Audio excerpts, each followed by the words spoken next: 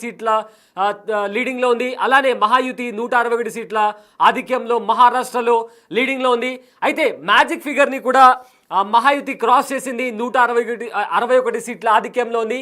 మరోవైపు ప్రియాంక గాంధీ వాయనాడ్లో లీడింగ్లో ఉన్నారు, ముందంజలో ఉన్నారు. దగ్గర 45,000 ఓట్ల మెజార్టీతో లీడింగ్లో ఉన్నారు. సో విక్టరీ వన్ సైడ్ అనేలాగా, అంటే ఖచ్చితంగా ప్రియాంక గాంధీ గెలుస్తారు అనేలాగా సిచ్యువేషన్ ఉంది. ఎందుకంటే ఆవిడ మోర్ దాన్ 40,000+ ఓట్ మెజార్టీతో ఉన్నారు కాబట్టి. సో వాయనాడ్లో ప్రియాంక గాంధీ గెలిచే అవకాశం కనిపిస్తుంది. ఇక మరోవైపు మహారాష్ట్ర అసెంబ్లీ ఎన్నికల్లో మహాయుతి 161 సీట్ల ఆధిక్యంలో ఉంది. ఇక మహావికాస్ అఘాడి 113 సీట్లతో కాస్త వెనుకంజలో ఉంది. ఇక ఇతరులు 15 సీట్లతో 15 స్థానాల్లో లీడింగ్లో ఉన్నారు. సో ఈ విధంగా చూసుకుంటే మహారాష్ట్ర ఎన్నికలు హోరాహోరీగా జరుగుతున్నాయి. కానీ మహారాష్ట్రలో మహాయుతి లీడింగ్లో ఉంది. మ్యాజిక్ ఫిగర్ని క్రాస్ చేసింది. రెండో రౌండ్ తర్వాత కంప్లీట్గా సీన్ మారిపోయింది. కాస్త సీట్స్ అటు ఇటు చేంజ్ అవుతూ వస్తున్నప్పటికీ కానీ ఇప్పుడు చూసుకుంటే చేంజ్ మాత్రం చాలా ఎక్కువగా కనిపిస్తుంది. 161 స్థానాల్లో మహాయుతి లీడింగ్లో ఉంది.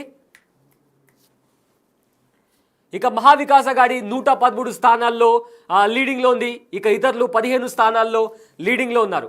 సో జార్ఖండ్లో కూడా కాస్త తక్కువ లీడింగ్తో ఇండియా 40 స్థానాల్లో లీడింగ్లో ఉంటే ఎన్డీఏ 35 స్థానాల్లో లీడింగ్లో ఉంది.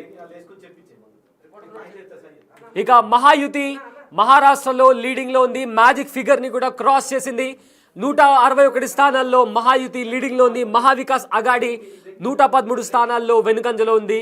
అలానే మహారాష్ట్రలో ఇతరులు కూడా 15 స్థానాల్లో లీడింగ్లో ఉన్నారు. అయితే దీనికి సంబంధించిన మరింత సమాచారం మా ప్రతినిధి గణేష్ అందిస్తారు. తాముకు ఓటు వేస్తారనేది ఎన్నికల్లో ప్రచారం అయితే పూర్తి స్థాయిలో జరిగింది. అటు బీజేపీ కావచ్చు, లేకపోతే అజిత్ పవార్ది పార్టీ కావచ్చు, వీళ్ళందరూ కూడా అంటే శివసేన, మరోవైపు ఈ నేషనల్ కాంగ్రెస్ పార్టీ కూడా రెండు విభజన తర్వాత బీజేపీతో ప్రయాణంలో కీలకంగా మహాయుతిలోనూ షిండే పైన ఎక్కువ ప్రచారం జరిగింది. ఎందుకంటే షిండే పాలన పైన దాన్ని ఒక క్రైటీరియాగా తీసుకుంటారు. దాన్ని షిండే పరిపాలన పైన ఒక క్రైటీరియాగా జరిగే ఎన్నికలుగా దీన్ని ఒక ప్రచారం జరిగింది. మరోవైపు కాంగ్రెస్ కూడా ఇటువంటి ప్రచారం చేసింది. షిండే పాలన సరిగ్గా లేదు, ఆయన పథకాలు అమలు చేయడం లేదు అనేది ప్రధానమైన కీలకంగా తీసుకుంది.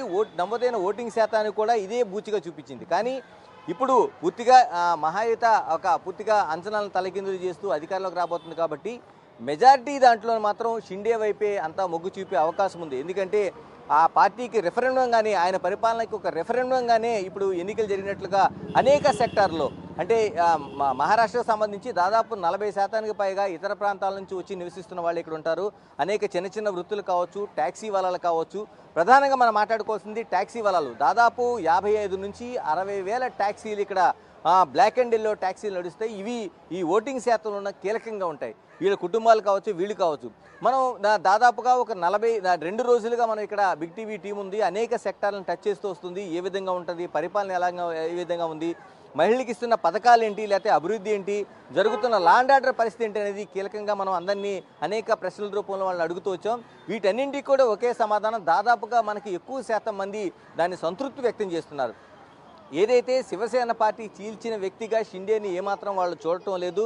మరోవైపు బాల్ ఠాక్రే వారసుడిగా ఉద్ధవ్ని ఎక్కడ వాళ్ళు పరిగణలోకి తీసుకున్నట్లుగా మనకి ఎక్కడ కనిపించడం లేదు.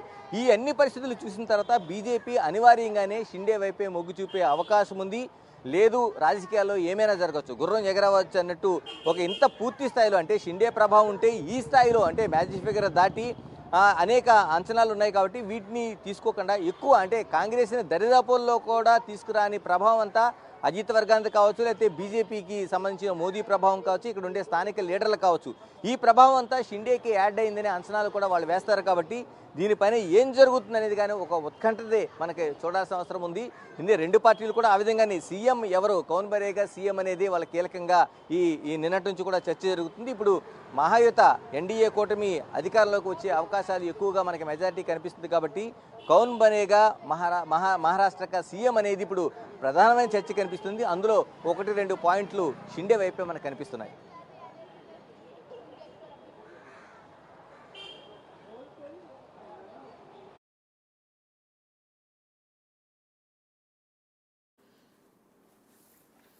Right, Jharkhand election